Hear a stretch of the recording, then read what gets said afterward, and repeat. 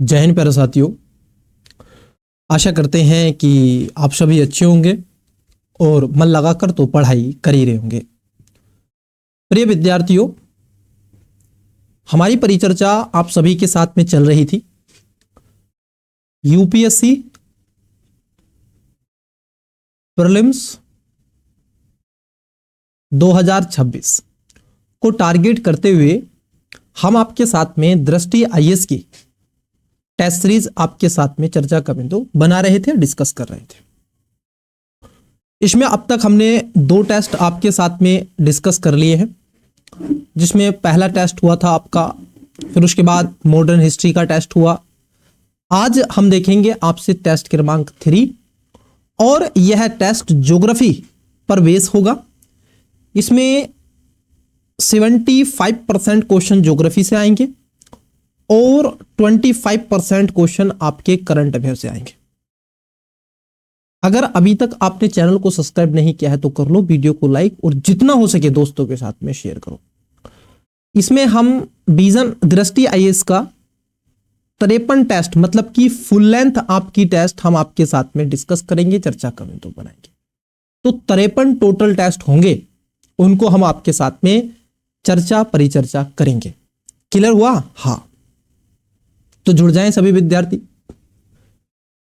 प्रिय विद्यार्थियों, इस क्लासेस के माध्यम से न केवल हम आपको एजुकेशन बायर यूपीएससी टेस्ट सीरीज बल्कि यूपीएससी के प्रीवियस ईयर क्वेश्चन पेपर 2015 से 2025 तक के हम आपके साथ में डेप्थ में और डिटेल्स में एनालिसिस कर रहे हैं, जिसमें अब तक हमने आपके साथ में पॉलिटी,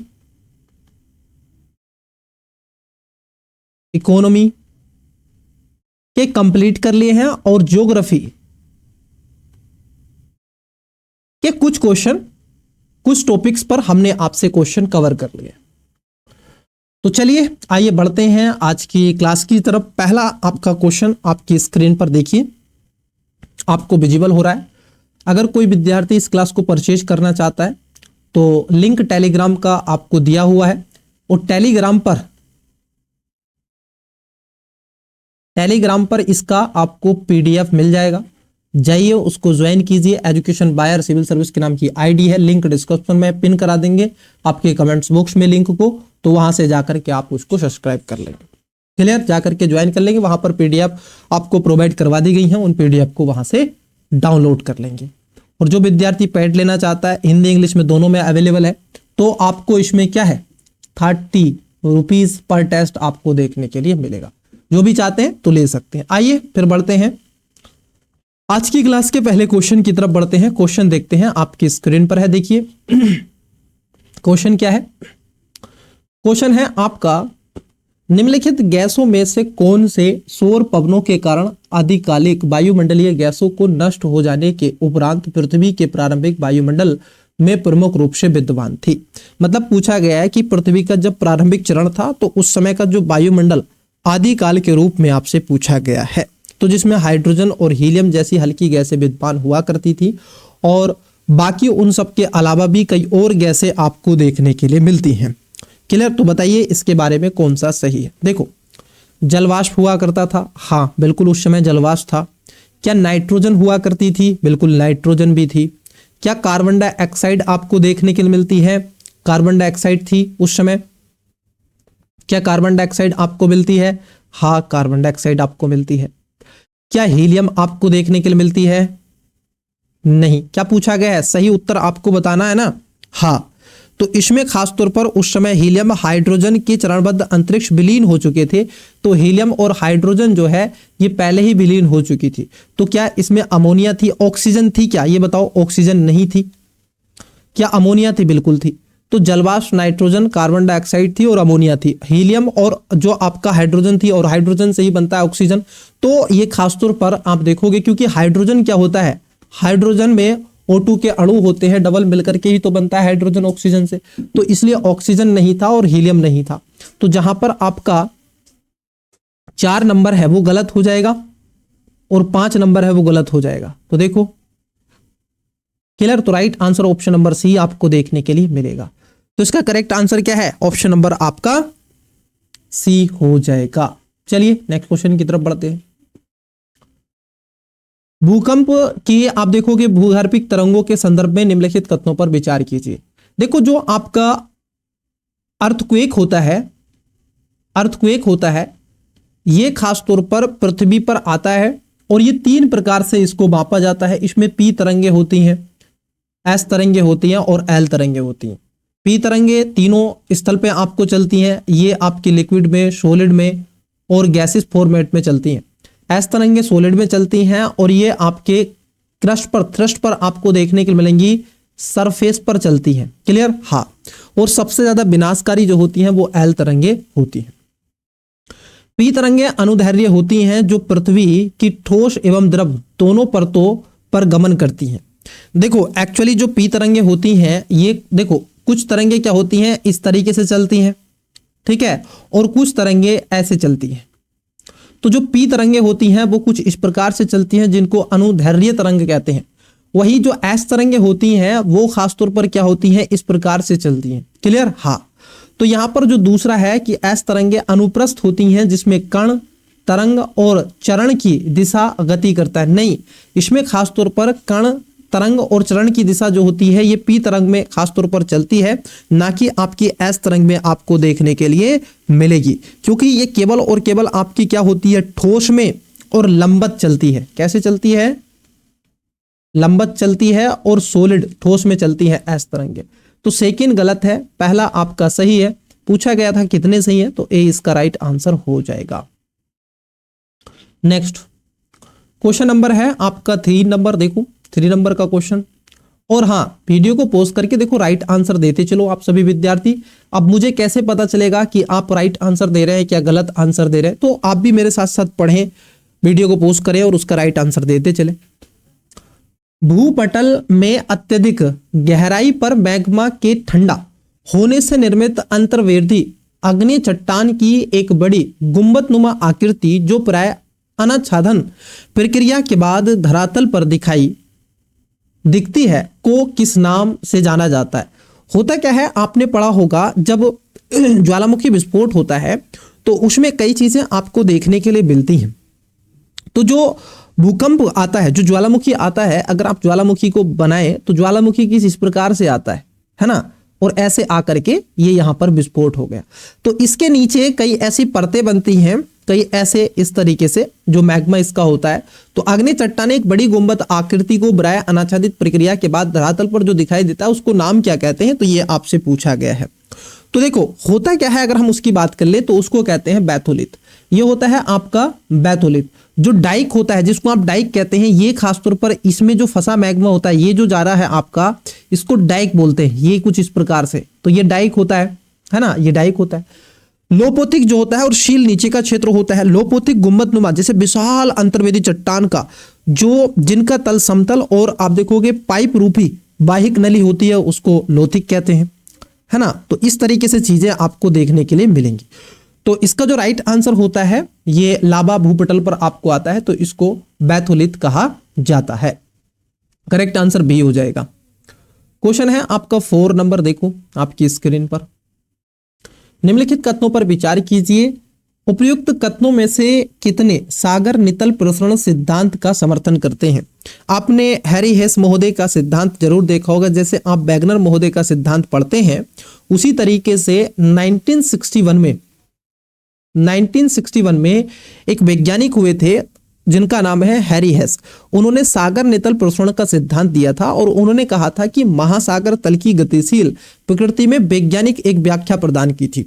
अब देखिए यहां पर मध्य महासागरीय कटकों के दोनों ओर की चट्टानों की आयु में आश्चर्यजनक समानताएं आपको देखने के लिए मिलती हैं।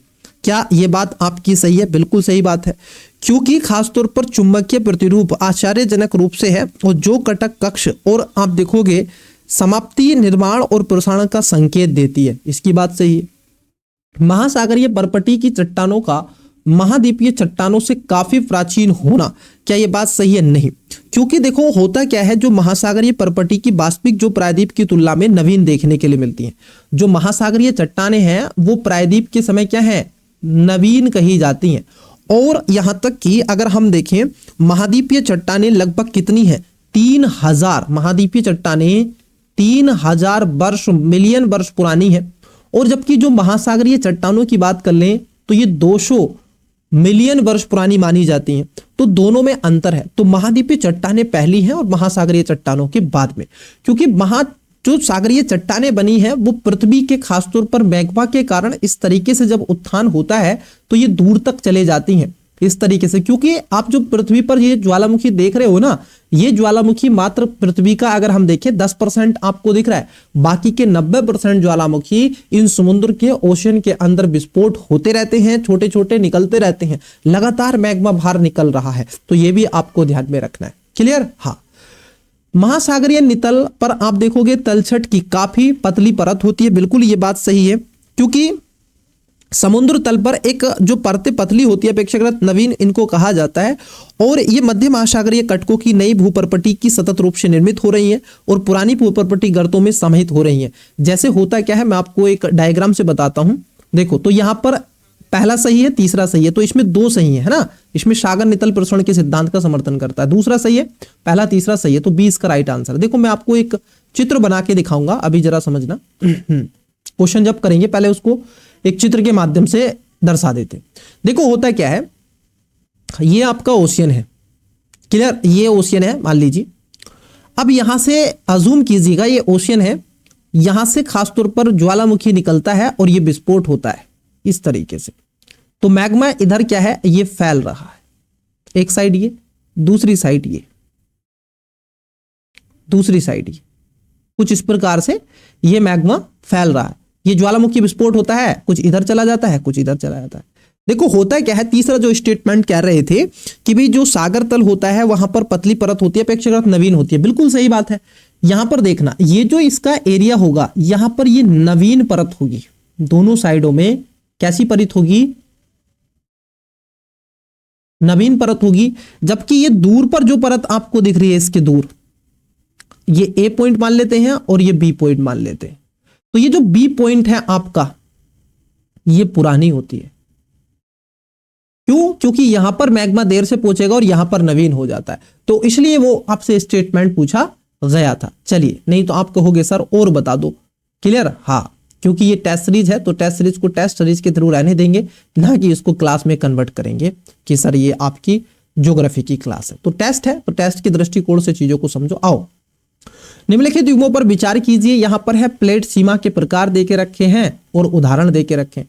देखो एक्चुअली क्या है, आपने जो आपका एस्थेनोस्फीयर के बारे में आप जानते हो और प्लेट विवर्तनी के सिद्धांत आपने आवश्यक रूप से पढ़ा होगा, है ना। हाँ, वेगनर महोदय का जो प्लेट विवर्तनी के सिद्धांत है आपने ये आवश्यक रूप से जाना होगा।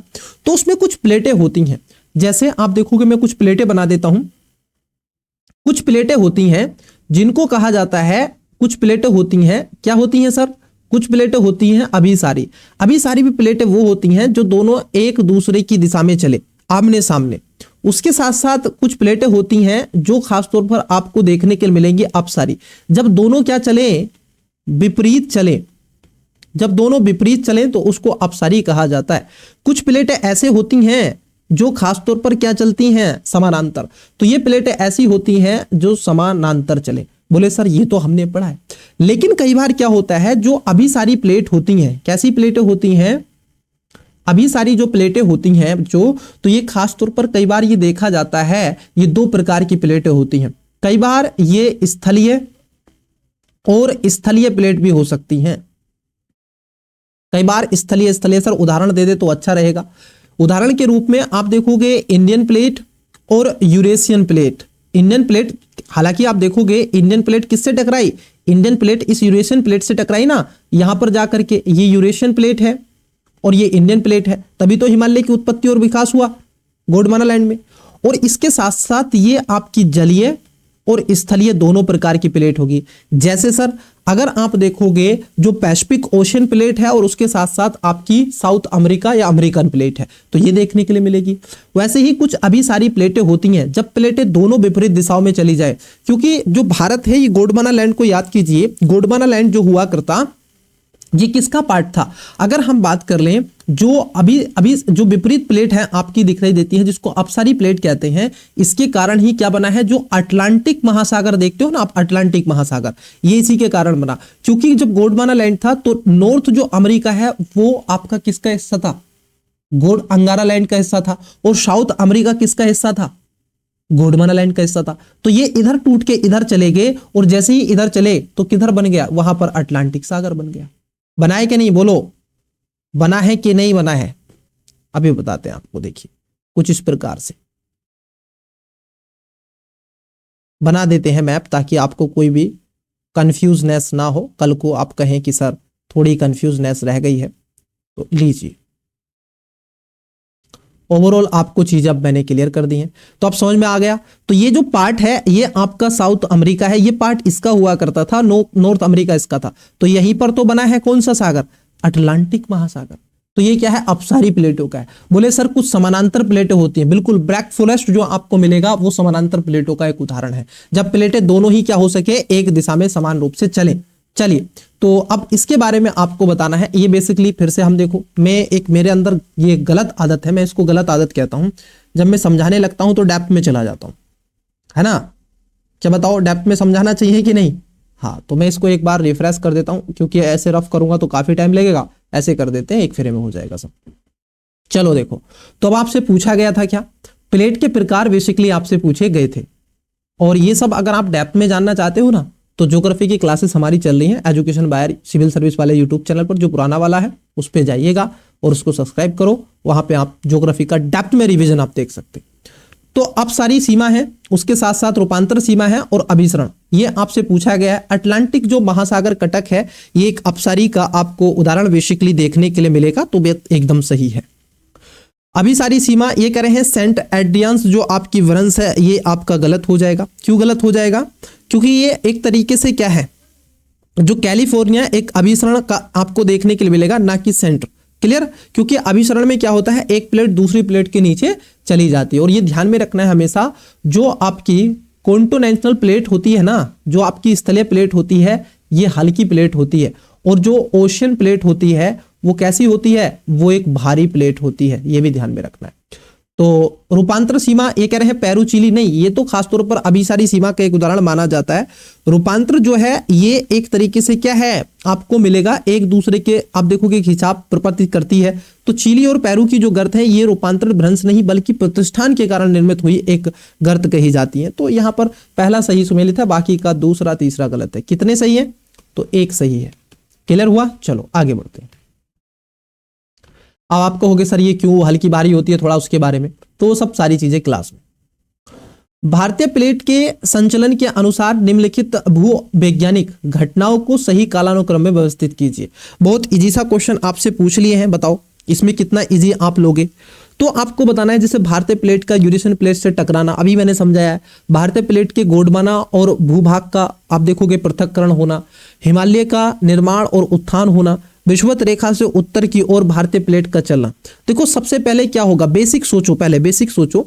सबसे पहले क्या होगा, सबसे पहले लगभग आप देखोगे गोंडवाना भूभाग का हिस्सा हुआ करता था लगभग 225 मिलियन वर्ष पहले, 33 सागर और आपने देखोगे एशियाई महाद्वीप से ये अलग हुआ था।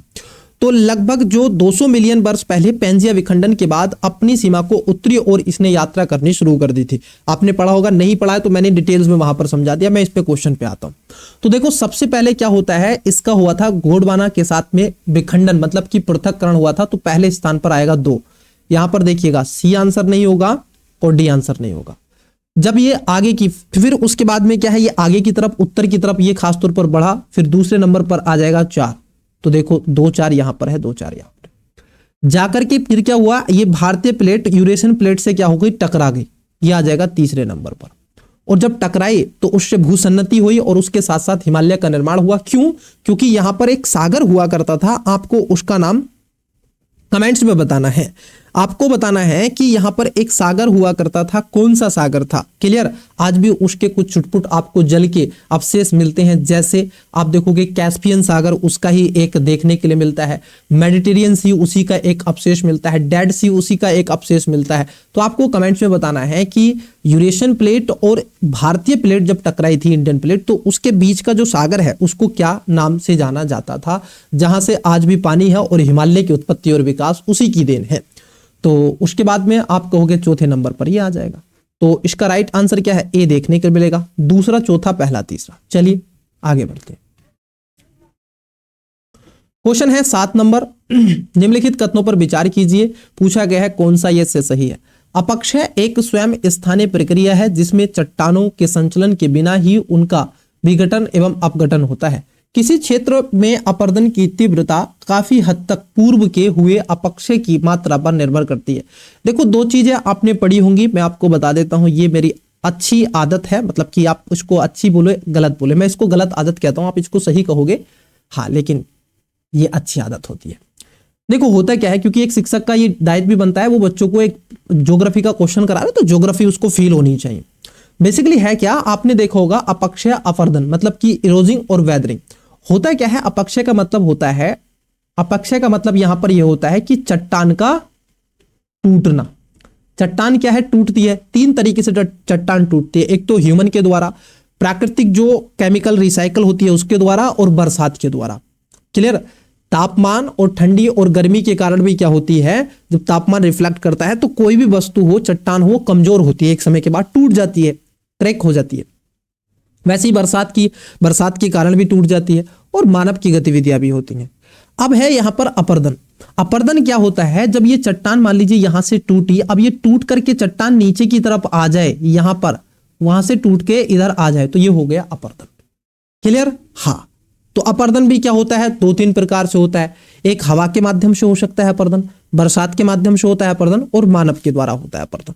क्लियर। तो इसी के ऊपर आपसे क्वेश्चन पूछा है, तो बताओ फिर इसमें कौन कौन सा आपका सही है और कौन कौन सा गलत है। अपक्षय एक स्वयं स्थानीय प्रक्रिया है जिसमें चट्टानों के संचलन के बिना ही उसका विघटन और अवघटन हो जाता है। बिल्कुल, चट्टानों के संचलन के बिना ही उसका विघटन होता है। अपक्षय का मतलब यही है, वो टूट रही है, केमिकल एक साइकिल रही है, वो चैन चल रही है, उसके कारण हो रहा है, बरसात हो रही है। किसी क्षेत्र में अपरदन की तीव्रता काफी हद तक पूर्व में हुए अपक्षय की मात्रा पर निर्भर करती है। सही बात है। अगर कोई भी मान लीजिए कमजोर नहीं होगी चट्टान, अगर तो ऐसी स्थिति में वो आगे नहीं जा सकती है, उसका इरोजन नहीं हो सकता है, उसकी वेदरिंग नहीं हो सकती है, उसको खासतौर पर आप देखोगे अपरदन एक स्थान से दूसरे स्थान पर नहीं जा सकता। वन फॉर एग्जाम्पल, आप पढ़ते हैं गंगा नदी में लाया गया जलोढ़, है ना, तो वो ये देखा जाता है। तो दोनों बातें सही हैं, बहुत इजी सा क्वेश्चन था। कॉन्सेप्टली क्वेश्चन यहां पर ये आपसे पूछ रहे हैं, तो बताओ फिर। क्वेश्चन है नंबर 8। निम्नलिखित कारकों में से कौन मृदा निर्माण की प्रक्रिया को प्रभावित करते हैं। बेसिकली बहुत इजी सा क्वेश्चन है ये, और ऐसा क्वेश्चन है कि जो आपकी सोयल फॉर्मेशन है उसमें लगभग आप देखोगे जैसे मूल सामग्री है, बिल्कुल ये भी खासतौर पर करेंगे, क्योंकि वहां पर मूल सामग्री में स्थलाकृतियां, जलवायु, जैविक गतिविधियां समसामयिक रूप से वहां पर क्या क्या चर्चा रही हैं, बिल्कुल। तो इसमें मूल सामग्री भी रहेगी, स्थलाकृतियां, जलवायु, जैविक क्रियाएं, समसमय जो आपकी समाप्ति होती है वो भी, तो ये चीजें सब आती हैं इसके अंतर्गत। इंग्लिश मीडियम, वीडियो को पोस्ट करके राइट आंसर देते चलेंगे। Question 1, 5, 6 and 2, 7 and 3 and 4 and 8। चलिए, तो देखो इसमें सभी है, मतलब कि इसका राइट आंसर क्या हो जाएगा, ऑप्शन नंबर डी इसका करेक्ट आंसर हो जाएगा। बहुत इजी सा क्वेश्चन था ये, option number D right answer हो जाएगा। 1, 2, 3, 4, 5। आइए नेक्स्ट क्वेश्चन की तरफ बढ़ते हैं। क्वेश्चन है 9 नंबर। देखो, निम्नलिखित कथनों में से किसमें भू आकृतिक विज्ञान में वृद्ध संचालन की प्रक्रिया का सर्वोत्तम वर्णन किया गया है। भूआकृतिक विज्ञान जियोमॉर्फोलॉजी में आपने पढ़ा होगा, और वहां पर आप पढ़ते हैं कि जो आपकी अपक्षय चट्टानों के मलबा और मृदा में केवल क्या होती है, गुरुत्वाकर्षण के प्रभाव से ढलाने क्या है, नीचे की ओर गति करती है। तो वृद्ध संचलन की प्रक्रिया का सर्वोत्तम वर्णन करता है। नदियों एवं हिमनदों जैसे प्रवाही कारकों द्वारा अस्थिर पदार्थों को नीचे अपरित, नहीं, ये कितना करेंगे, मुश्किल से कुछ % करेंगे, लेकिन पूरी तरह से गुरुत्वाकर्षण के प्रभाव में अपक्षीय पदार्थों का ढलान से नीचे की ओर प्रवाह होना ही इसका सबसे वृहद स्तर पर संचलन होता है। नदी तो कहां पर कर सकती है, नदी केवल उसमें कर सकती है। अब देखो ऐसा तो नहीं है ना जहां पर चट्टान है वहां पर नदी बह रही है, गलत है ना ये बात तो? हाँ बिल्कुल सही बात है सर, क्योंकि नदी सभी चट्टानों पर नहीं है, बल्कि सभी चट्टानों पर आपका गुरुत्वाकर्षण प्रभाव तो मिलेगा संपूर्ण पृथ्वी पर। तो जब भी उसमें अपक्षय होगा तो वो उस चट्टान को क्या होगा, नीचे की तरफ ले आएगा गुरुत्वाकर्षण। तो इसका बी राइट आंसर इसलिए आपको देखने के लिए मिलेगा। कम तीव्रता से लेकर के ढलानों तक, धीमी गति से उछाल से लेकर के तीव्र भूस्खलन, मलबे प्रवाह आदि चट्टानें यहां पर होती रहती हैं। तो ये कई चीजें आपको देखने के लिए मिलेंगी। चलो आगे बढ़ते हैं। तो ये जो आपका लास्ट क्वेश्चन किया था अभी उससे रिलेवेंट है ये। आइए क्वेश्चन देखो 10 नंबर। घाटियों और उनके निर्माण के संदर्भ में निम्नलिखित कथनों पर विचार कीजिए। मतलब कि जो घाटी हैं और उनके निर्माण के बारे में पूछा गया। तो जब आप मसूरी जाओगे तो वहां पर आपको घाटियां मिलेंगी, जैसे मसूरी की घाटी है, बड़ी अच्छी अच्छी घाटी है ना। दलाई लामा की घाटी है, वहां पर टूरिस्ट प्लेस है, ठीक है। बुद्धिज्म के कई ऐसे स्थल हैं, वहां पर ट्रेनिंग के लिए आप जाते हैं, घूमते हैं, एंजॉय करते हैं, बहुत सारी चीज आपको सिखाई जाती है बेसिकली। तो ये कह रहे हैं आपसे, गार्ज का आशय एक गहरी घाटी से है जिसके किनारे खड़ी ढलान वाले होने के साथ शीर्ष एवं आधार पर लगभग बराबर चौड़ाई होती है। जो गार्ज होता है, देखो ये जो गार्ज होता है ये एक गहरी सक्रिय घाटी होती है जिसके किनारे अत्यधिक तीव्र से लेकर के लगभग खड़ी ढलान वाले होते हैं और मुख्य रूप से प्रतिरोधी चट्टानों वाले नदी के टकराव की होती है। यहाँ पर आपको पार्श्व ये कटाव न्यूनतम होता है। भूआकृतीय घाटी विकास के चरण का ये प्रारंभिक संकेत देती है। तो ये बात सही है, कुछ इस प्रकार से गार्ज बनाती है नदी, है ना। इधर से नदी आती है, कहते हैं ना गार्ज बनाती है, तो एक खड्डा बनाती है गार्ज बेसिकली। तो सही है। कैनियन और गार्ज के आप देखोगे संकरी होती है, कैनियन गार्ज से संकरी होती है और आमतौर पर इनका निर्माण कठोर शिलीय चट्टानों से होता है। जो कैनियन बनते हैं ना, कुछ जैसे मान लीजिए लेक है, ये बनी है तो लेक बन जाती है वहां पर, और ये सल्फेट की मिट्टी जो सल्फेट होती है उससे बनते हैं और ये काफी छोटे छोटे होते हैं, नीचे की तुलना में ऊपरी चौड़ी होती है, आमतौर पर क्षैतिज रूप से बिछड़ी होती है और कटाव ऊर्ध्वाधर और पार्श्व दोनों ओर होती है। तो ये टूट भी जाती है बेसिकली। तो आपका जो सेकंड गलत है और पहला इसमें सही है। क्लियर। कठोर विशाल काय चट्टान, कुछ शब्द है ना ऐसे, इसको ध्यान में रखना है, कुछ शब्द है, तो इसमें ए आपका सही हो जाएगा। अब देखो कुछ शब्दावली होती है, मैं आपको लिखवा देता हूं, आप उसको नोट डाउन कर लो। ये आपको टेस्ट सीरीज क्या, यूपीएससी का पेपर क्या, हर जगह आपको काम देगी, बताएंगे। अभी पहले इस क्वेश्चन को कर लेते हैं। निम्नलिखित युग्मों पर विचार कीजिए। कास्ट यहाँ पर स्थल रूप और विवरण देके रखा है, जैसे घोल रद्रन होते हैं, स्टेगमाइट होता है, स्टेगमाइट होता है। जियोमॉर्फोलॉजी में आपने पढ़ा होगा। आइए थोड़ा सा बताता हूं मैं आपको इसके बारे में। देखो जो आपके घोल रद्रन होते हैं, होता क्या है, जैसे ये मान लीजिए ये पूरा एक स्थल है। अब यहां पर ये ब्लैंक करता है बार बार, एक सेकेंड रुको, शायद अब ना करे, अब भी करेगा, देखते हैं। हाँ देखो, अब मान लेते हैं ये आपकी चट्टानें हैं। क्लियर, ये आपकी चट्टानें हैं, इधर देखो ये आपकी चट्टानें हैं। अब यहीं पर क्या है, कुछ इस प्रकार से इसमें छिद्र बन जाते हैं। तो होता क्या है, बरसात के समय पानी जो होता है इन छिद्रों में चला जाता है। ये कह रहे हैं कि धरातलीय पदार्थ के भूगत रिक्त स्थानों में धंसने से निर्मित एक कीप आकार का एक गर्त बन जाता है, जो आपको देखने के लिए मिलता है। क्या ये बात आपकी सही हो जाती है? बोलो, क्या ये बात सही हो जाती है? बिल्कुल सही हो जाती है, मैंने अभी आपको बताया। अब दो होते हैं, एक होता है स्टेगमाइट और एक होता है आपका स्टेगमाइट, है ना। देखो होता क्या है, होता क्या है, जब आप किसी गुफा में, मान लीजिए ये कोई गुफा है, इस गुफा के अंदर आप गए हैं, कोई ऐसी गुफाएं इस पृथ्वी पर आपको देखने के लिए मिलेंगी। क्लियर, ये इसका सरफेस है, इसके ऊपर ऐसे पेड़ पौधे बने हुए हैं, ये पेड़ पौधे हैं, इसके ऊपर घास फूस जीवन है, लेकिन नीचे गुफा है। तो कई बार क्या होता है, यहां से कुछ इस तरीके से टूट करके ये कुछ इस प्रकार से नीचे की तरफ क्या होती हैं, ये जो आपके पदार्थ होता है इसमें से निकलता है मिट्टी, और इस प्रकार से क्या होता है, ये नीचे की तरफ लटक जाते। तो ये जो लटक रहा है कैल्शियम कार्बोनेट का, एक तरीके से गुफा की छत से लटकते हुए प्रतीत होते हैं, इसको स्टेलेक्टाइट कहा जाता है। और यही क्या है, स्टेलेक्टाइट है। ये क्या कह रहे हैं आपसे, कंदारों के फर्श पर आप देखोगे टपकते कैल्शियम कार्बोनेट से निर्मित क्या है, ऊपर की ओर उठे स्तंभ देखने के लिए मिलते हैं। नहीं, ऊपर की ओर नहीं, बल्कि ऊपर से नीचे की तरफ होते हैं। ये है देखो इसका, कि चूना पत्थर की कंदारों की छत से लटकते हुए नुकीले स्तंभ जो होते हैं, इसको बोलते हैं स्टेलेक्टाइट।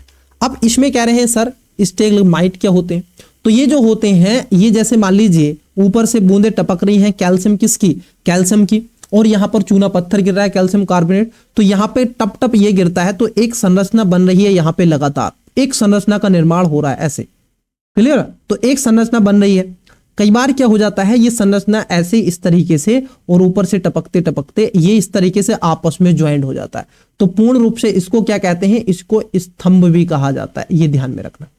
तो ये जो नीचे से ऊपर की तरफ खड़े हो रहे हैं, ऊपर से टपक रहा है यहाँ एक इस पार्टिकुलर स्थान पर, तो इसकी ऊंचाई बढ़ रही है, तो इसको बोलते हैं स्टेलेग्माइट। तो ये कंधारों के फर्श से टपक कर कैल्शियम कार्बोनेट से ऊपर की ओर उठता हुआ स्तंभ को कहते हैं। तो ये दोनों एक दूसरे के विपरीत एक्सचेंज करती है। इसी तरीके से होती है पढ़ाई किसकी, ज्योग्राफी की। बेसिकली ज्योग्राफी को समझना है तो फिजिकली आपको करनी पड़ेंगी चीजें इस तरीके से, है ना। ये मेरे पठन पाठन का तरीका रहता है, बाकी टीचर का सबका अलग अलग है। तो पहला इसमें सही है, दूसरा और तीसरा गलत हो जाएगा। आइए बढ़ते हैं आगे, देख लेते हैं।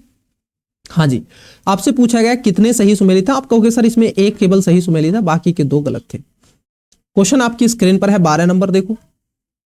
निम्नलिखित युग्मों पर विचार कीजिए। हिमनद यहां पर आपको देखे रखा है, स्थल रूप और विवरण है, जैसे सर्क होता है, मोरेन होता है, इन सब के अलावा आप देखोगे ड्रमलीन होता है। क्या होता है, ड्रमलीन होता है। कितने सही सुमेलित है, बहुत अच्छा आपसे पूछा गया है।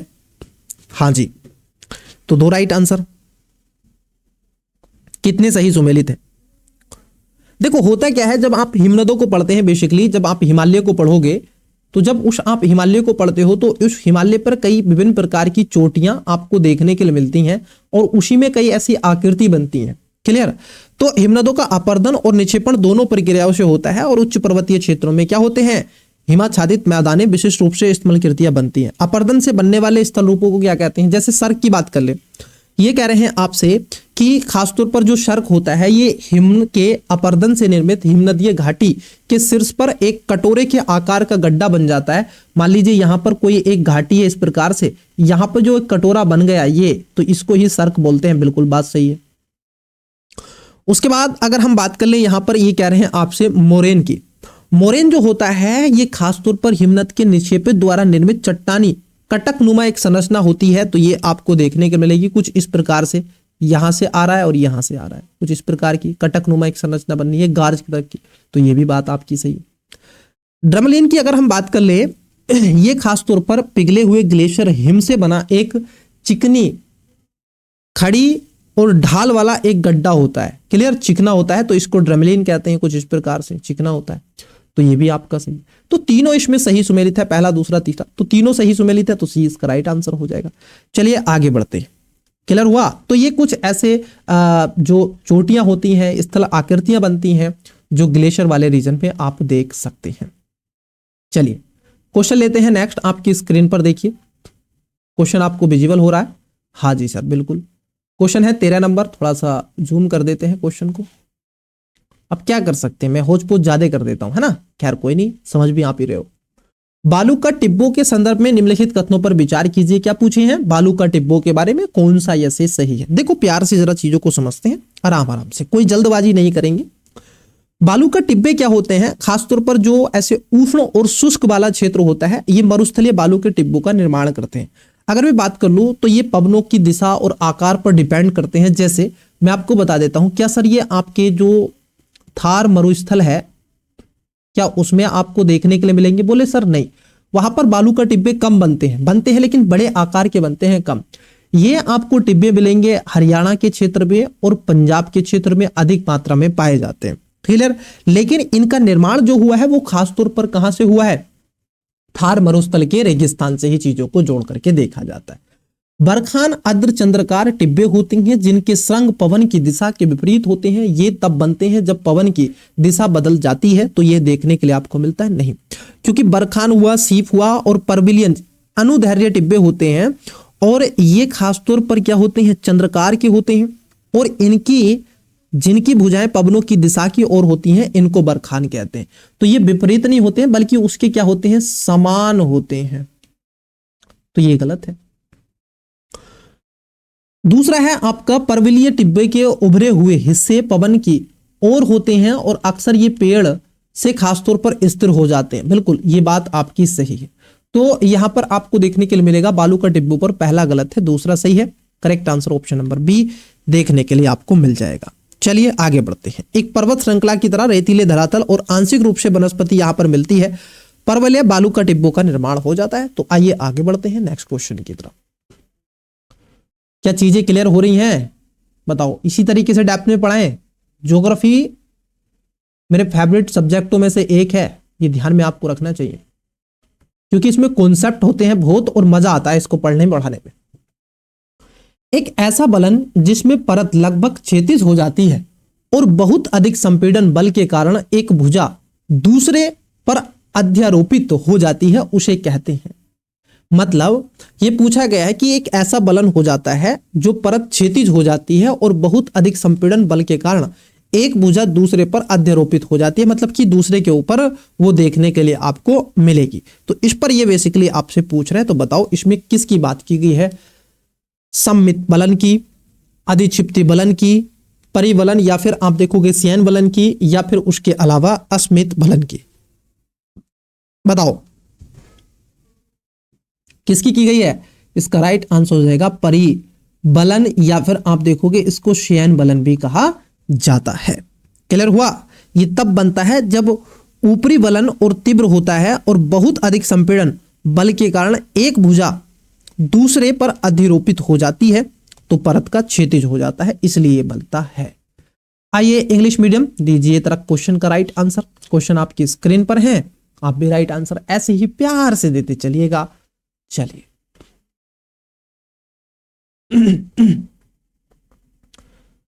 दीजिए राइट आंसर। हिंदी माध्यम देखो एक क्वेश्चन आपके लिए लेते चलते हैं। हाँ आपको बताना है, ये क्वेश्चन आपकी स्क्रीन पर आपको विजुअल तो हो ही रहा है। बोले सर बिल्कुल।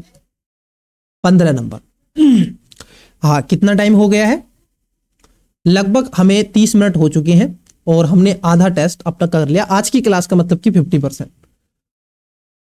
पृथ्वी की भूपर्पटी में तनाव बलों के कारण बनने वाले भ्रंश जिसके परिणाम स्वरूप धरातलीय क्षेत्र में वृद्धि होती है को क्या कहते हैं? बहुत अच्छा क्वेश्चन है, आपसे पूछा गया है कि ऐसा क्यों होता है। देखो आपने कई बार पृथ्वी के भ्रंशों के बारे में पढ़ा होगा, जैसे सामान्य भ्रंश होता है, उसके अलावा व्युत्पन्न भ्रंश होता है। सामान्य भ्रंश में एक्चुअली क्या होता है, एक परत दूसरी परत नीचे चली जाती है। व्युत्पन्न भ्रंश में दूसरी परत तीसरी परत के क्षैतिज हो जाती है, ये सारी चीजें होती है। भ्रंशोत्थान पर्वत आपने देखे होंगे, कई सारी चीजें पड़ी होंगी। तो ये जो बात की गई है कि पृथ्वी की पर्पटी में तनाव बलों के कारण बनने वाले भ्रंश जिसके परिणाम स्वरूप धरातलीय क्षेत्र में वृद्धि होती है को क्या कहते हैं? तो ऐसी कंडीशन में होता क्या है, कुछ इस प्रकार से ये बनता है, कुछ इस प्रकार से ये बनता है, तो कुछ इस प्रकार से बनता है। तो ये ऊपर की तरफ चला जाएगा, ये नीचे की तरफ आ जाएगा। तो ये सामान्य भ्रंश की बात की जा रही है। किसकी? सामान्य भ्रंश की। ये जो व्युत्क्रमण भ्रंश होती है इसका उल्टा हो जाता है, ये ऐसे झुका हुआ है तो फिर ये इस प्रकार से झुक जाएगा, कुछ इस प्रकार से ऐसे झुक जाएगा, है ना, तो कुछ इस प्रकार से बन जाएगा। तो ये इस तरीके से हो जाएगा और ये इस तरीके से बन जाएगा, ये व्युत्क्रमण। तो इसका राइट आंसर ए हो जाएगा। चलो आगे बढ़ते हैं। देखिए क्वेश्चन है आपकी स्क्रीन पर, बहुत ही अच्छा क्वेश्चन है और एकदम इजी क्वेश्चन है। पृथ्वी के वायुमंडल, मतलब कि क्लाइमेटोलॉजी से क्वेश्चन है। पृथ्वी के वायुमंडल की परतों के संदर्भ में निम्नलिखित कथनों पर से कौन सा सही नहीं है? देखो जब आप अर्थ पढ़ते हैं, ये आपकी मान लेते हैं पृथ्वी का सरफेस है, इस तरीके से आप पढ़ते हैं। क्षोभ मंडल होता है, फिर उसके बाद समताप मंडल होता है, मध्य मंडल होता है जिसको आयन मंडल भी कहते हैं, फिर आयन मंडल आता है, फिर उसके बाद बहिर्मंडल आपको देखने के लिए मिलता है। तो इस प्रकार से आप पढ़ते हैं। बाकी डिटेल्स में आप क्लास में जानोगे, मैं आपको बताता चलूंगा इसके बारे में। बेसिकली ये आपको ध्यान में रखने वाली चीजें हैं, एक भी कॉन्सेप्ट आपका नहीं रहने दूंगा, याद आपको करवा दूंगा। क्षोभ मंडल वायुमंडल की सबसे निचली परत है जहां अधिकांश मौसमी घटनाएं होती हैं। बिल्कुल सही बात है, यहाँ पर खाने के लिए खाना, पीने के लिए पानी, रहने के लिए मकान, सोच के लिए शौचालय, पढ़ने के लिए विद्यालय और हेल्थ के लिए चिकित्सालय, अच्छा एनवायरनमेंट, पर्यावरण, हम जीते हैं मरते हैं, सभी यहाँ पर एक्टिविटीज हम करते हैं। तो ये बात सही है। समताप मंडल की विशेषताएं यह है कि यहाँ धूल और ओजोन की अनुपस्थिति के कारण ऊंचाई के साथ तापमान में गिरावट आती है। मैंने आपको कई बार बताता हूं, जैसे 1 2 3 4 5। जैसे मान लेते हैं ये आपका क्षोभ मंडल है, क्लियर, ये आपका समताप मंडल है, ये आयन मंडल है, मध्य मंडल है, ये मान लीजिए ये आयन मंडल है, और ये इसके बाद बहिर्मंडल है। तो मैं आपको बताता हूं डी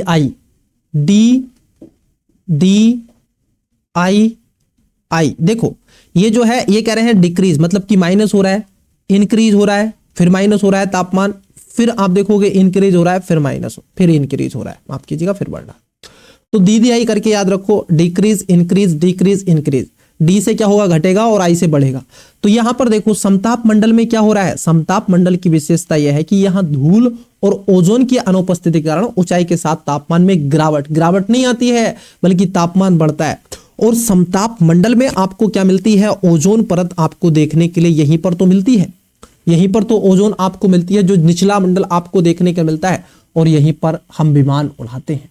15 किलोमीटर मोटी ये एक दिखने के लिए आपको मिलेगी, क्या, जो आपकी O3 ओजोन की जो लेयर है ये लगभग 15 किलोमीटर है।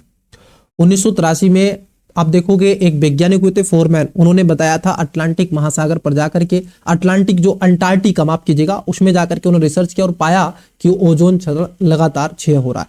तो इसमें जो गलत है वो आपका बी गलत है, ए सही है।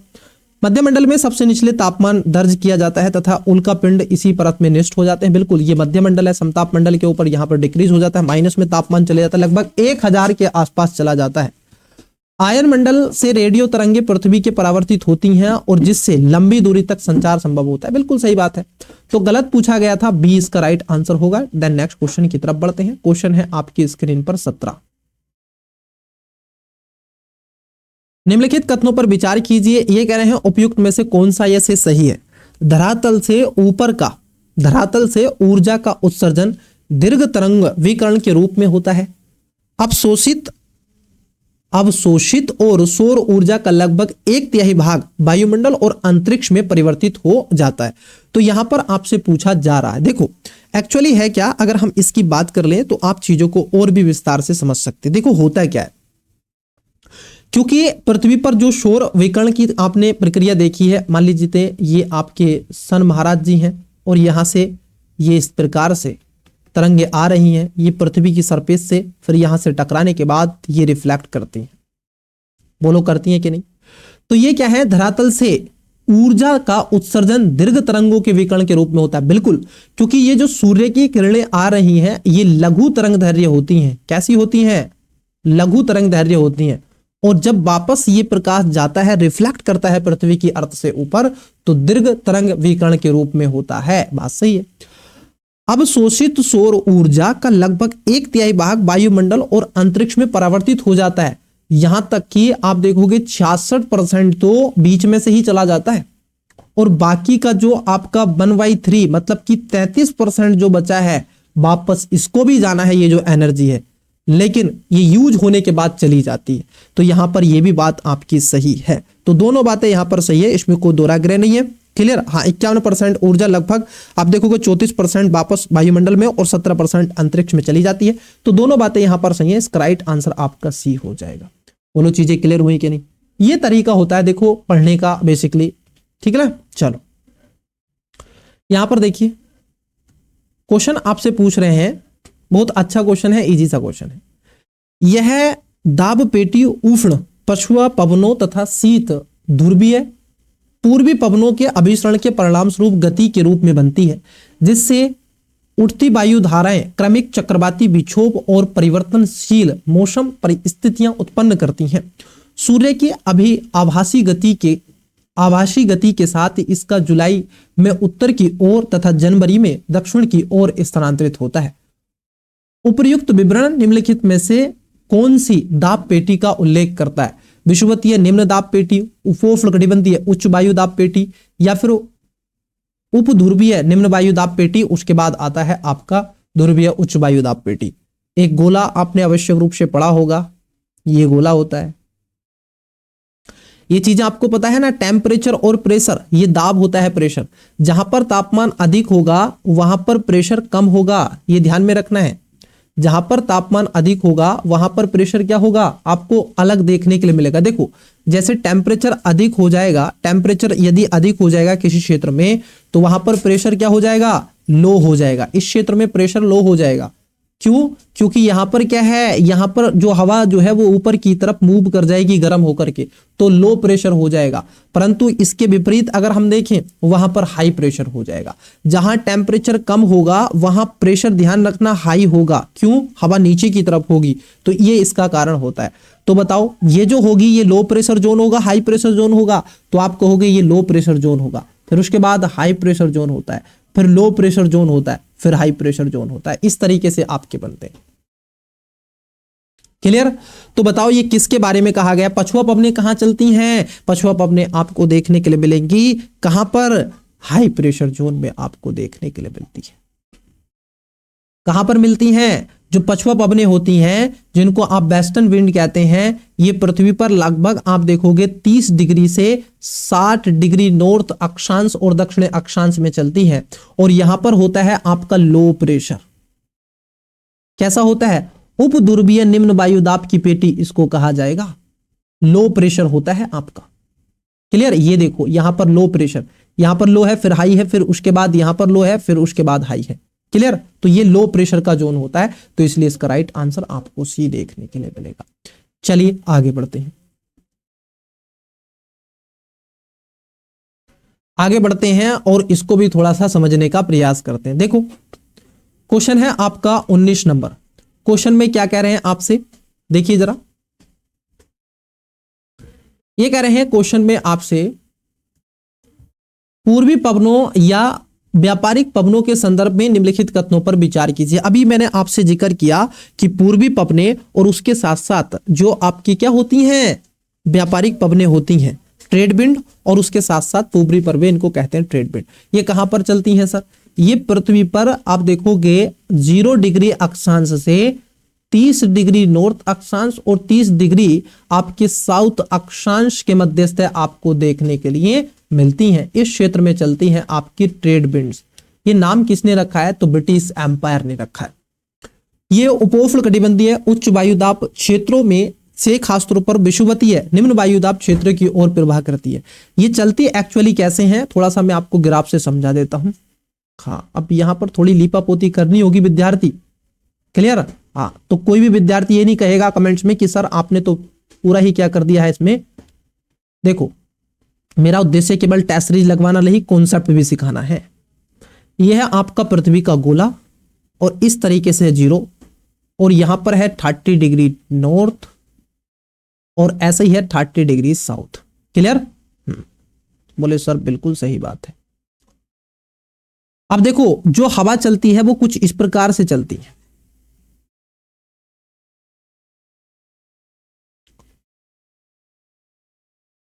ये जो ट्रेड विंड चलती हैं ये कुछ इस प्रकार से चलती हैं, इसीलिए क्योंकि ये ईस्टर्न एरिया है और ये इसका वेस्टर्न एरिया, और पृथ्वी ऐसे रोटेट कर रही है।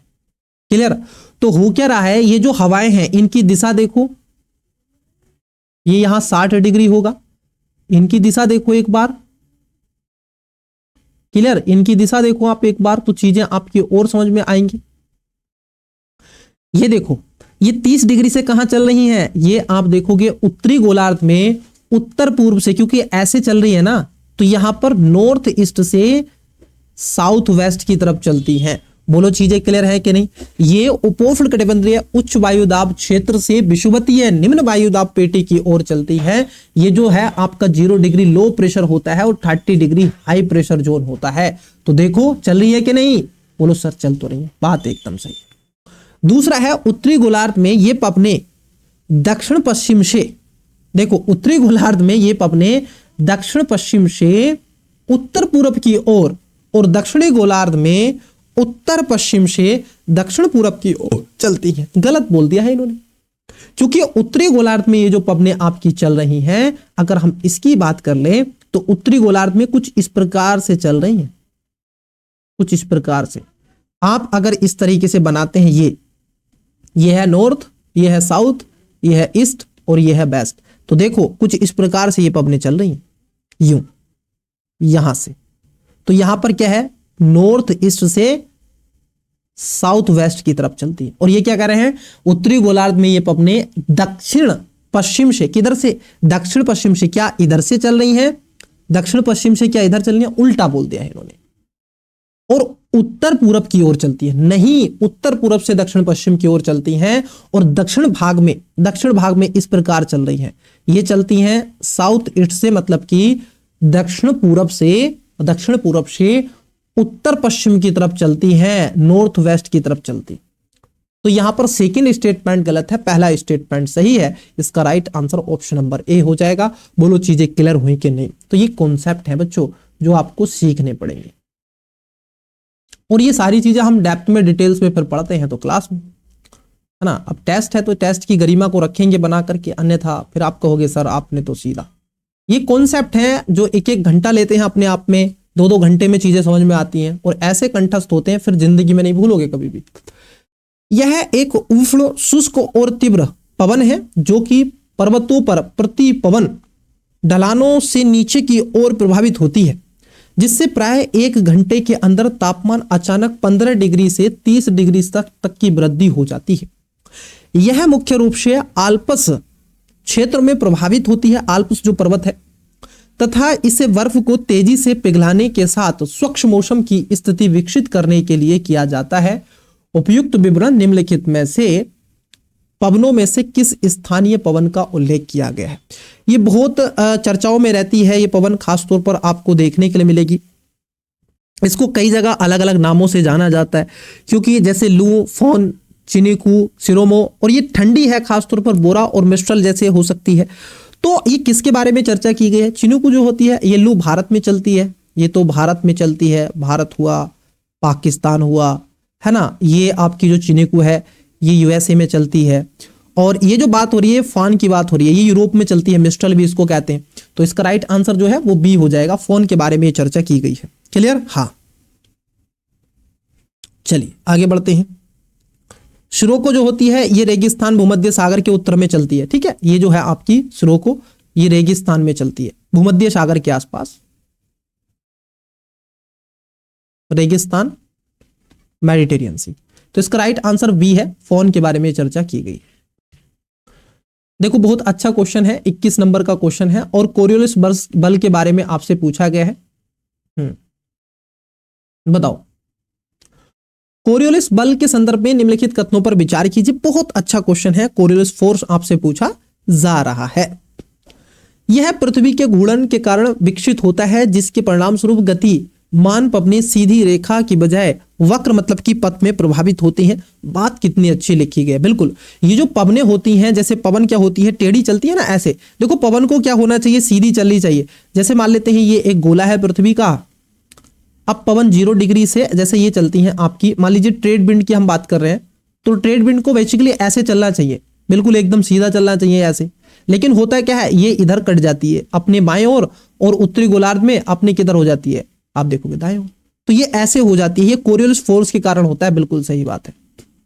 यह विषुवत रेखा पर अधिकतम और ध्रुवों पर शून्य होता है, ये बात गलत है, क्योंकि कोरियोलिस जो आपका फोर्स होता है ये शक्तिशाली गतिमान वस्तु और अक्षांश और वेग के दोनों पर निर्भर करता है। ध्रुवों पर अधिकतम होता है, क्लियर, और पृथ्वी का घूर्णन सर्वाधिक प्रभावित होता है, विषुवत रेखा पर शून्य होता है। तो जो आपका कोरियोलिस बल होता है, CF इसको बोलते हैं, ये इक्वेटर के आसपास में, यहाँ इक्वेटर के पास में ये 0 होता है, 0, और ये जो आपका है ना, ये ध्रुवीय जो क्षेत्र होता है यहां पर अधिकतम होता है ये। तो सेकंड गलत है, क्योंकि ये उल्टा कर दिया गया है इन्होंने, ध्रुवों पर अधिक होता है, विषुवत रेखा पर शून्य होता है। क्लियर, तो इसका राइट आंसर ए देखने के लिए आपको मिलेगा। ये जो है पृथ्वी की गतियों और बलों जैसे दाब प्रवणता बल, घर्षण बल और कोरियोलिस बल से प्रभावित होती हैं, और इसमें कोरियोलिस बल पवनों में विक्षेपित करने के लिए परिसंचरण प्रतिरूपों का आकार देता है। ये पृथ्वी के घूर्णन से उत्पन्न होने वाला एक बल होता है, जिससे गतिमान पवनों और जल अपने सीधे मार्ग की अपेक्षा विक्षेपित हो जाते हैं। जो पवनें उच्च दाब निम्न दाब वाले क्षेत्रों की ओर सीधे नहीं बल्कि घुमावदार प्रक्षेपण अनुसरण करती हैं, जैसा कि मैंने आपको बताया, और ये कोरियोलिस पथ के कारण ऐसा होता है। चलिए आगे बढ़ते हैं। 22 नंबर का क्वेश्चन है, बताइए इसके बारे में। 22 नंबर का क्वेश्चन बड़ा डिटेल्स में आपसे पूछा जा रहा है। ये कह रहे हैं तापमान व्युत्क्रमण। देखो होता क्या है, तापमान व्युत्क्रमण का मतलब क्या होगा, जब आपका तापमान क्या होता है, नॉर्मल कंडीशन से विपरीत हो जाए। जब आपका, ये कह रहे हैं सामान्य तापमान ह्रास दर उत्क्रमित होने तथा धरातल के समीप पवन ऊपर की ओर ऊपरी पवन की तुलना में उष्ण हो जाने की स्थिति से विकसित होता है, तो इसको खासतौर पर कहते हैं। नहीं, बेसिकली होता क्या है, तापमान व्युत्क्रमण का मतलब देखो सामान्य स्थिति क्या होती है, सामान्य स्थिति की अगर हम बात कर ले, ऊंचाई के साथ तापमान घटता है, तो लेकिन व्युत्क्रमण क्या होता है, ऊंचाई के साथ पवनी निचली परतों की ऊपरी परतें ठंडी हो जाती हैं और गर्म नहीं होती हैं, क्योंकि ऊपरी जो, जैसे मान लीजिए यहां पर हम एक बॉक्स बना लेते हैं, ये जो पवन है, ये पवन बेसिकली नॉर्मल कंडीशन में क्या होनी चाहिए, ठंडी होनी चाहिए, क्लियर, ठंडी होनी चाहिए, और नीचे आपकी गर्म होनी चाहिए क्योंकि पृथ्वी से रिफ्लेक्ट करके गया है। तो यहां पर आपकी ऊपर क्या होनी चाहिए, माफ कीजिएगा, ऊपर गर्म होनी चाहिए और नीचे ठंडी होनी चाहिए। तो होता क्या है, क्योंकि सूर्य का तापमान तो ऊपर ज्यादा है, तो यहां पे क्या होता है, यहां पर क्या होता है, ये उल्टी विपरीत स्थिति हो जाती है। ये क्या हो जाती है, उल्टी विपरीत स्थिति आपको मिलेगी। ऊपर ठंडी वायु राशियां हो जाती हैं और नीचे गर्म वायु राशियां, एक प्रकार से ये हीट डोम जैसी स्थिति बन जाती है। तो यहां पर जो पहला स्टेटमेंट है कि सामान्य ताप ह्रास दर उत्क्रमित होने तथा धरातल के समीप की पवन ऊपर की पवन की तुलना में उष्ण हो जाती स्थिति के विकसित होती है। नहीं, यहां पर जो पहला है गलत है, क्योंकि व्युत्क्रमण तब होता है जब सतह तेजी से ठंडी होती है, विशेष रूप से रात में। तो यह आपका गलत है। यह बादल रहित आकाश और शांत पवन पारिस्थितियों वाली एक लंबी शीतकालीन रातों के दौरान सर्वाधिक सामान्य होता है। बिल्कुल सही बात है, ये बात इसमें सही है, क्योंकि तापमान में ऊर्ध्वाधर दर जब आपका व्युत्क्रमण सबसे अधिक, कई बार लंबी और रातें होती हैं, शांत सर्दियों की रातों में ये देखने के लिए आपको मिलेगा। तो कोल्ड एयर आपके चारों तरफ आपको देखने के लिए मिलेगी, टेम्परेचर जो इन्वर्जन होता है, क्लियर, और वार्म लेयर ऊपर चली जाती है, ठंडी हवाएं नीचे आ जाती हैं, ये देखने के लिए आपको मिलता है। तो इसलिए हमें फिर क्या है, ठंडाहट महसूस होती है। फिर नॉर्थ इंडिया में विंटर सेशन देखने के लिए आपको मिलता है। कई सारी चीजें इस पे काम करती हैं। बेसिकली ज्योग्राफी जो है ना, इंटरलिंकिंग है कई एक सब्जेक्ट का, इसमें कई चीजें एक साथ काम करती हैं, एक चीज के ऊपर आप नहीं कह सकते। ज्योग्राफी एक ऐसा सब्जेक्ट है। तो पहला वाला गलत है इसमें, दूसरा एकदम सही है, तो 20 का राइट आंसर है, सही पूछा था आपसे। क्वेश्चन है 23 नंबर, देखो, निम्नलिखित में से कौन सा वैश्विक मौसम प्रतिरूपों पर अल नीनो का एक सामान्य प्रभाव होता है। ये क्या पूछ लिया आपसे, क्लाइमेटोलॉजी को इंक्लूड करके ये क्वेश्चन पूछा गया है ओशियनोग्राफी से, ठीक है, जलीय विज्ञान। तो यहां पर है एल नीनो और ला नीनो, आपसे चीजें पूछी जा रही है। एल नीनो ला नीनो एक घटना है जो कि इंडो पैसिफिक ओशन में आपकी घटित होती है, बेसिकली पैसिफिक ओशन में घटित होती है। जैसे मैं एक बॉक्स बना देता हूं, आपको चीजें समझा देता हूं। यहां पर ऑस्ट्रेलिया है और यहां पर आपका, ठीक है, ये कुछ इस प्रकार से आपको देखने के लिए मिलेगा।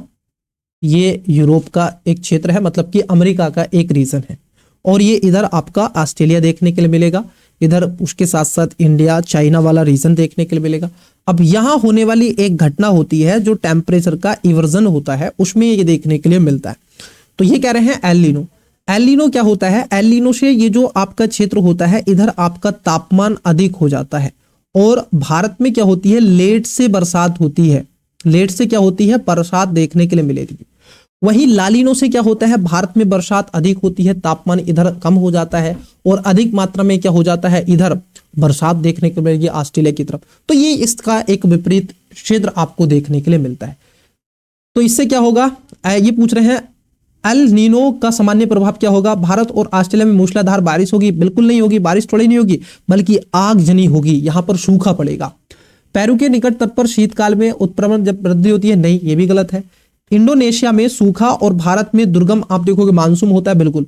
पूर्वी प्रशांत महासागर में शीतलन होगा, नहीं, उधर तो बरसात होगी। तो इसका राइट आंसर सी है।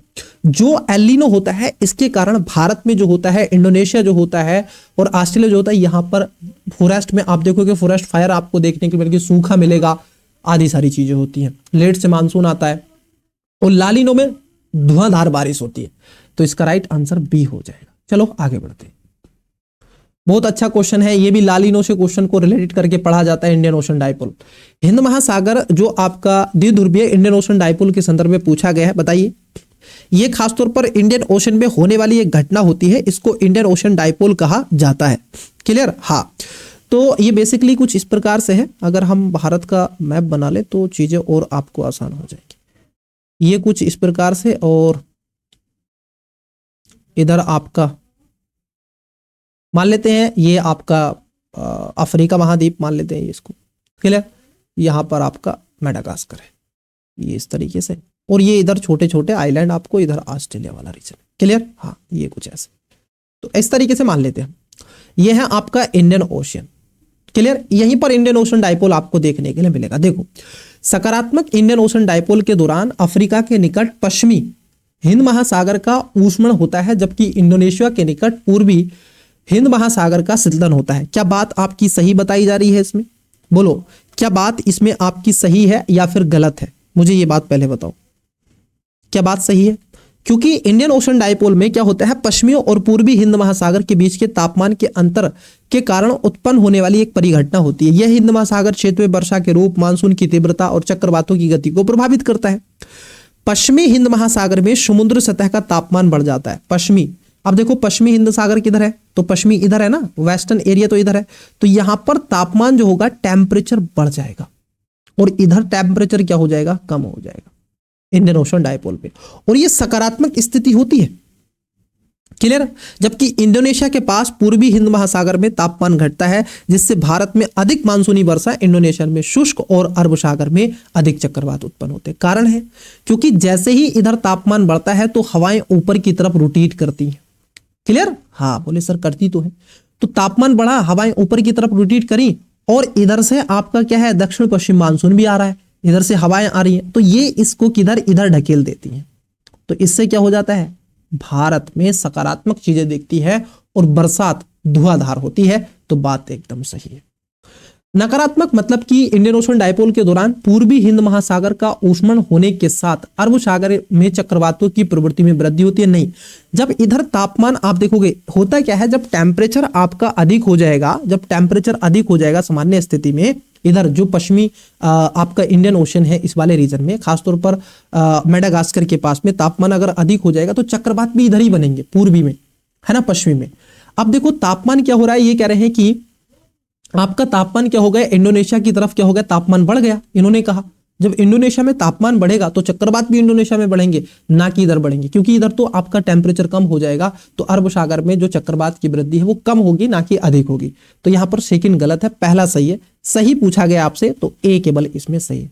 तो इसका संबंध खासतौर पर El Nino, Indian ocean dipole और भारत का मानसून, चक्रवात, साइक्लोन, जब आप पढ़ते हैं ना डिटेल्स में, ये क्लास में होती हैं चीजें, तो वहां पर और विस्तार से चीजें आपके साथ में होती है। क्लियर? चलिए आगे बढ़ते हैं। क्वेश्चन है आपका 25 नंबर। फिर से देखो क्वेश्चन आपका क्या पूछ लिया गया है, लालीना इस बार पूछ लिया, पहले एलिना पूछा था, अब लालीना पूछा था, तो उसके बेसिकली विपरीत आपसे पूछा गया है। तो ये बहुत इजी सा क्वेश्चन है, इसमें कोई दोहराग्रह नहीं है।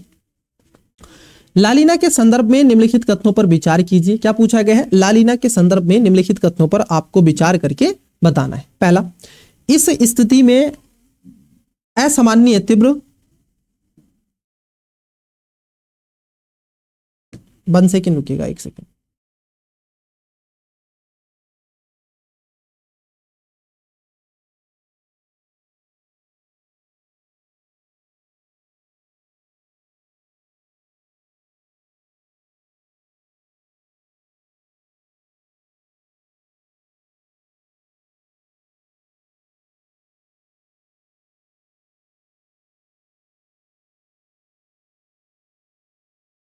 तो स्टूडेंट्स, ये जो आपका क्वेश्चन आपको विजुअल हो रहा है 25 नंबर का, इसका राइट आंसर आप कमेंट्स कर देंगे, ठीक है।